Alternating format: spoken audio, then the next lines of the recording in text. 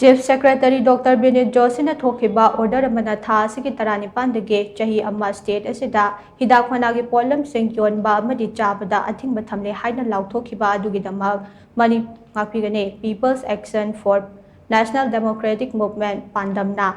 Manipur leingak Thagatpa Phongdorakli PANDM Secretary General S. Brozen Maitain na khudek piduna Thadorakpa Cherolamana hai hidak managi pothok shing Yonba amasung sisinabagi matangda Supreme Court na Food Safety and Standard Prohibition and Restriction on Sales 2011 gi kangdon sing ngakna chatnaba state amasung Union Territory singge Chief Secretary amasung Health Directorate sing da khangatkhiba leirabane Manipur leingak Health Department ki makhada leiriba Food Safety Wing na hiram asida akanba miteng changbagi tangai fadaba leire Pairamban Kaithel gi Sareng Gali amadi Masjid Rota Dukan Chawna Phamliba singna wholesale natraga retail oina yoliba hidak malagi pothok sing ase yengsinbagi tangai fadaba leire khongthang ase leingak khaktana pangthokpada awaba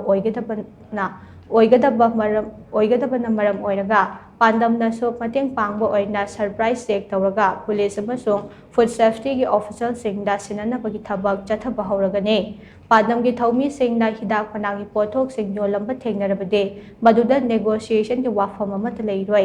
Padam na drive chathabada ningai sangdanaba natraga pamdaba thodok sing thoktanaba mangjongna na cheksinwa asi thambani haina so cherola sida makha ta na phongdorakli